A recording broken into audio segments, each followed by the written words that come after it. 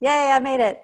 Hey, thank you so much out there. I got a little behind there with one of our guests, but that's okay. We're rocking and rolling along on a Sunday evening. How you doing tonight, Mary? I'm good. How are you? I am doing wonderful. Excited. We're in the final phase of International Podcast Day out here. So excited. It's been a fun day. It's been a great day. A great opportunity to get a chance to know all the icons a little bit better and share their message across there. I'm just loving the feedback from everybody online and those that are in here. But for those that don't know who Mary DeMuth is, she is the host of the Pray Everyday podcast and the author. I'm excited. I have a copy of the new book here. Awesome. That you wrote, and the 7 Deadly Friendships.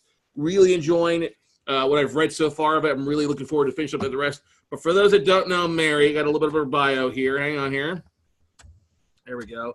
If you met Mary DeMuth today, her joy would confuse you. Who she has become in light of tragedy is a testimony of Jesus' ability to transform a broken life. A child of 3 divorces, a victim of sexual assault at a young age, with a father who died when she was 10, Mary wanted to end her life in her teens. In the 10th grade, she heard about Jesus, knew she wanted to chase after him for the rest of her life. Thankfully, he chased her. Mary is the author of more than 35 books, including her latest, Jesus Every Day, and her new book, The 7 Deadly Friendships. She has spoken around the world about God's ability to restore a life, bringing needed freedom to her audiences. She's been on the 700 Club in Huntley Street, and she's spoken in Munich, Johannesburg, Port-au-Prince, Geneva, and Monte Carlo, and planned a church with her family in southern France. She mentors writers around the world through booklaunchmentor.com. Without further ado, we are excited to have Mary join us here. Wow. That is awesome. I love reading your bio and catching up with it and learn a little bit more about what you've done out there. But why don't you take a second? What did I not cover? Just share a little bit more about Mary. Yeah, I have 3 kids, old kids. They're out of the house now. I feel like that's pretty successful to say that we've launched them. And been married almost 28 years now, which is a long time and a good time. And I've got a dysfunctional dog who is a chocolate lab. You might end up hearing her in the background because my husband's not here tonight, but hopefully she'll cooperate. And other than that, yeah, I've written a lot of books. And I cannot remember if this next one that comes out on Tuesday is either my 36th or my 37th. I have to go back to a list that I have somewhere. But it's a lot, and that's my main profession as a writer, but I also have been speaking around the world for a really long time, and then I've been a podcaster for about 5 years, so I've got kind of all those different things, and I think that's like all of us. I mean, you wear hats, don't you? Lots of hats. And I think as entrepreneurs, we all wear multiple hats and different things out there sometimes. Yes, for sure. And today you wear the persevering voice hat. I don't know how you've done it. You're like my hero of the day. Like, I cannot believe you did this. Well, like I said before, I'll say this again. Been very easy. Get great people. That makes it so much easier when you have interesting people who can give an interview, and can answer questions, and are open. That makes life a whole lot easier. So we've done a few of these live streams like this for different things. So it's kind of becoming an old hat for me. I did a 27-hour live stream with 2 other friends. I won't do another one like that for the most part. Gosh. Wow. Yeah. I'm impressed. But let's talk a little about Pray Every Day. Let's talk about your podcast. Let's share a little about that and what's Pray Every Day about. Yeah. So I never thought that I would do a daily podcast. I always thought people like that were crazy. And now look who's talking. I'm a crazy person. I know you do that too. I had written a book called Jesus Every Day, which is me praying for someone 365 days a year. So it's a devotional. You read it every day. And I have a mastermind group, and they are amazing. I wouldn't be where I am today without them. And during our yearly mastermind retreat last year, they said, you really ought to start a podcast where you do just what you did in this book. Mm-hmm. Say a Bible verse, then pray it. And I was like, that's really dumb. But then I thought about it. I thought, I think it would be good. And I think they were right. They were right. And so we started it February 1st. And I've been every day since then. And it has been amazing. Like, it's in 36 countries. I'm getting all sorts of really great feedback. And, one of the things I think is awesome is that there are people out there in this world who feel really, really alone. And they feel like not one human in the whole world is even thinking about them. And this is a way for me to be able to personally pray for anybody, and they can feel that they're being prayed for. And it could be someone on the, in Kenya, or it could be someone in Iceland. It could be someone wherever. And to me, that just makes me really happy. Yeah, that's awesome to do that, to reach out, because there is power in prayer, no matter what anybody says. You definitely a lot of power in sharing that and putting the hopes out to God to help out with that aspect of that, and help put somebody's hands on, just making it a little bit easier, because I think we're all going through daily trials and tribulations of some sort, and Absolutely. Others are having a lot harder. So taking the time to pray for somebody is just amazing. Yeah, I eventually want to bring it to a place where I have call-ins where people can say, well, this is what my request is, and I can do that. So that will take another iteration of it all. But I'm looking forward to that. We also have something called World Wednesday, where someone prays in another language. And that to me has been super exciting as well, just to be able to have, and I don't know, I don't vet those at all. They just come in and they just go ahead and pray something. And I could vet the French. I used to live in France, but I can't vet some sort of tribal language I don't know, or German or whatever. Right. But you've traveled all over too with everything going on. How's that impacted your podcast? Yeah, it just gives me a broader view of the world, and just the fact that, like you said, I mean, you mentioned this, that everybody around the world's having a hard time. It's not an easy world to live in, and we all have traumas. A lot of people, I think, especially in the West, I think we're really good at decorating ourselves and presenting ourselves as having it all together. And actually, the more I spend with people that I think are super together, within 5 minutes after some really good pointed questions of kindness and compassion, you find out they're struggling. And I just think 100% of humanity is struggling with their day-to-day lives, and how fun it is to be able to bring a little bit of hope to them. Mm-hmm. That's so true. Sometimes it's just a moment is all we need to help us kind of get through the day, and hearing from somebody or just talking with somebody and having somebody ask a pointed question is different than just, hey, how are you doing? And then not paying attention. Right. Yeah. Yep. I have found that probably the best gift that you can give in this world today is a truly listening heart, where you actually do ask those clarifying questions, and you keep poking and prodding in a kind way, not in a investigative way, like I'm going to uncover all your dirt, but more like, I just really care about you and I want to know your story. So tell me a little bit more about that. And how did that make you feel? And that to me is dignifying the human in front of me. And I love to do that. Great stuff. What advice can you give somebody who's a new or wannabe podcaster out there? What advice would you give somebody new who's looking to start podcasting? Well, you have to, it's kind of like the book, The E-Myth Revisited, which is a terrific book about delegating. I don't know if you've read that, but I think most entrepreneurs have, or they have to. Maybe it's on your shelf right now. You're looking around. I've got 3 copies of the book on my shelf right now. Yeah.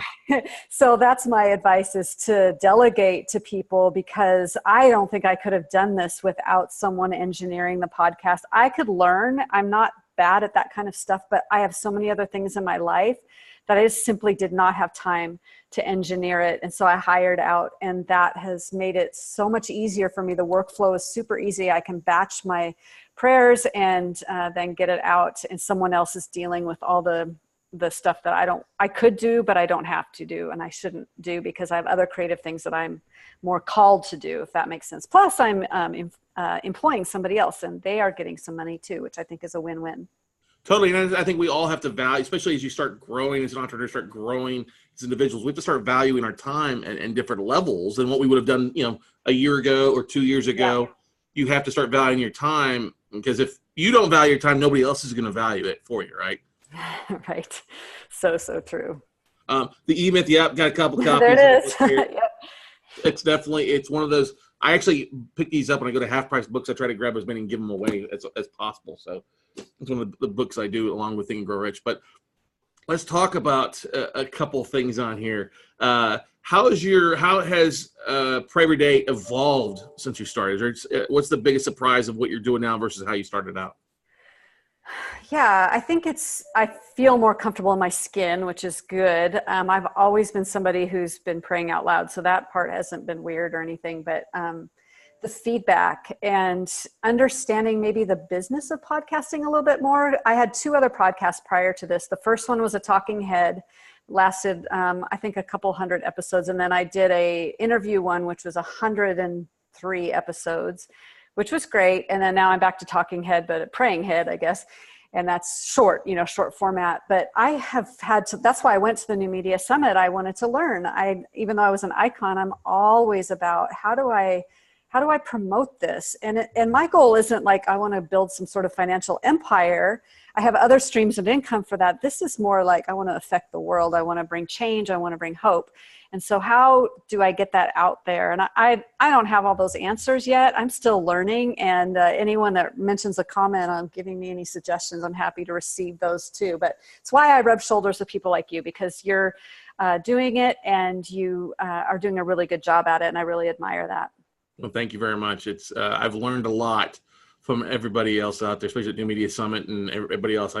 That's why I was like, I'm going to do this, because there's stuff I can learn from everybody that's being a part of this, and that everybody can learn out there that's watching or listening to this or sharing this on Facebook or watching online. Share a little bit about the 7 Deadly Friendships. I love the cover. Made me interesting because I love. You were hungry for the popsicles, yeah. Exactly right. Exactly. So talk about the book. Yeah, so you may have heard of the list, the 7 deadly sins, and there's a list in Proverbs 6 in the Bible, but there's also like a common list that involves, it doesn't involve hoarding, but it's stuff like that. Sloth is one of them. Mm-hmm. And, but in the biblical one, there's all sorts of like really bad things that we can do. And as I decided to write a book, I realized that there are divorce recovery books out there. Like you can, read a book about your demise of your marriage, but there's no friendship breakup recovery books. And yet that's such a big part of our lives, relationships, especially in business. When something goes sour, I've had some business relationships go sour, it affects everything, even your economic bottom line. And so it was really cool to look at those 7 deadly sins and realize that there are people that are correlated to that. So I named them. There's like narcissist Nolan, and my apologies if anyone out there is named Nolan, predator Paige, and con man Connor. And so it just kind of helps you to like see, oh, I've got a predator Page in my life and I need to deal with it, and then I help you do that. I love it. That's what I was saying. It's been a great read so far. Amongst all the other binging I've been doing on podcasts. Yes, no doubt. I'm looking forward to finishing the book on my plane ride out tomorrow morning to San Diego for another event. But yeah, I love it. That's the thing. Because I think we all have people in our life like that of some sort or another. Maybe we don't necessarily recognize it. Sometimes we need to have other people point them out to us, right? Mm-hmm. And what's the best advice you can give to somebody who's struggling with one of the 7 deadly friendships? Yeah, well, what you just said is my best advice. Is sometimes we're like salad dressing inside of the container of salad dressing. We need someone to read the ingredients for us because we can't see them. So community, mastermind groups, affiliations like that, if you feel weird around someone and every time you leave their presence, it's like something's not quite right, to ask someone outside of the circle of that friendship to say, hey, I'm just going to share what's going on. You help me figure out if this is a friendship I should keep, or if it's one I should let go of, or if it's one I should just kind of put some boundaries around so my heart isn't so attached to that person. Or do you think this is a wise person to go into business with? I mean, we need those other people who know us well, because sometimes we're stuck inside of our salad dressing and we can't read our label. Love that analogy. But that's so true though. For us, a lot of times as entrepreneurs, as we outgrow relationships and friendships. Yep. Sometimes we got to put those friendships or people that we're close to kind of on the back burner to help us get to where we need to be, right? Exactly true. And that's hard. Henry Cloud wrote a great book called Necessary Endings, and I recommend it to any business person, because it's not just about relationships in your everyday life, but it's about business relationships. And it's a great book of sometimes you, like you said, you outgrow your need for that particular friend. And I'm the kind of person though, I was like, if you're my friend forever. And so it's been, having friendship breakups has been terrible, because I just want to cling, even if I move like 5,000 miles away, I'm like, you're still my best friend and we're still gonna be friends. And so I've had to learn how to let go of that. Mm-hmm. And I think relationships, especially friendships, has changed so much with with Facebook. I see people that like, oh, that person unfriended me. Well, I'm not going to be your friend anymore. It's like, well, what's going on? Are you sharing good things online, or is it just they ran out of friend requests. They unfriended because they need to add somebody else. Who knows?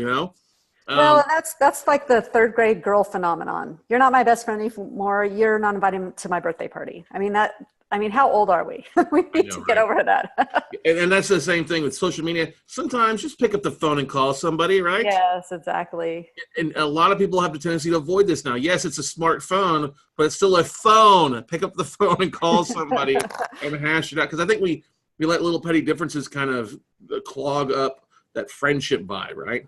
Mm-hmm. And we're not listening to each other anymore. We're shouting online.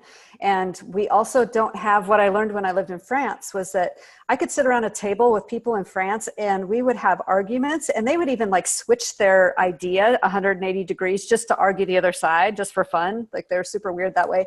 But then we would like kiss each other's cheek on both sides and we would be like, I love you. And that would be it. But in America, I've learned there always has to be a winner and there always has to be a loser. And so if I perceive that you are threatening me in my winning, then I'm going to try to denigrate you so that I can still be the winner. Instead of saying, you know what, that's a super interesting perspective. I hadn't thought of that before. Let's have an intelligent, sweet, kind conversation about it, and we could depart as friends. But social media doesn't really allow for that kind of interaction. It's just two people with megaphones, unconvinced of the other person's rightness and only wanting to share their own rightness. That sounds like a lot besides just Facebook. It sounds like a lot of politicians and yeah, going out there. It's a lot of noise taking place out there. Not a lot of people listening. Yep, it's so true. Mm-hmm. Where do you see yourself in the next 12 months with the show, with your books, Mary? Where do you see yourself going in the next 12 months? What goals do you have set? Oh, well, I've already had some already set in stone. I've got 2 more book releases next year and 2 more books to write next year. So I'm going to be busy with that. I also do writers intensives. I'll have one in Geneva in a couple weeks and then a couple in the Dallas area in February and July. So I'll be taking people through the whole process of how do you write a book? How do you finish it? How do you promote it? How do you launch it? All of that, like from A to Z. So I'm just busy. So, okay. Because I know there's people up there listening to this that want to write a book. They've got a book in them. They just don't know where to begin. How do they tap into that? What are those dates for that, especially in Dallas or whatever? Maybe not the Geneva one, because I don't know if I ever get on a plane to Geneva. But that one's really awesome. But yes, I'm sure. This one is February 18th through 22nd, and they can find that on booklaunchmentor.com. And then July something, I can't remember. End of July in 2019. Awesome. So that's great. It's 4 days, kind of going. The 5 days. Start. That's 5 days. My bad. Yeah. That's right. Wow. But you cover each aspect of what you're teaching is a completely different kind of model, though, right? It's everything. And you could either go and get traditionally published, or you could learn. I'll also be teaching you how to upload your own book onto CreateSpace. So by the end of the week, almost everybody that's gone through it has completed a book within the next year after going through it. That's phenomenal. That's really exciting, because what is that? One of the usually top 3 or 4 things people want to do is goals in life is write a book, right? Yeah. I can help them do that. There you go. Good stuff. Well, how do people get better a hold of you if they want to reach out? Is it the website you just gave, or even a better website for them to reach out to you to find out more about what you're doing? Well, I was hoping that people would yodel, but yeah, so they can find everything at marydemuth.com, and all the podcasts and all that stuff is there. Also, if they want to find out which of the 7 deadly friendships they currently have, they can go to 7deadlyfriendships.com, and there's a quiz that will help you find out if you are in relationship with narcissist Nolan. Maybe don't take it with them alongside you, and they can go ahead and do that there. Yeah, some of the most toxic relationships are sometimes the people we're the closest to. That's right, exactly. So don't tell them. Don't tell mom. I'm sorry, don't tell that. Yeah. Awesome. Well, hey, Mary, thank you so much for being a part of International Podcast Day. Thank you for sharing. You're doing an amazing job. Look forward to that. I want to know more. We got to talk more about that Dallas date and some stuff there as well. Love to help promote it as well too for you. All righty. Awesome. Thanks. Thank you. Enjoy your rest of your Sunday night. Thanks, you too. Awesome. All right. So that we are on our final phase, everybody. We got one more final icon to join us here. I see him there. Hang on here, Justin. I'm promoting you to panelist, buddy. There we go.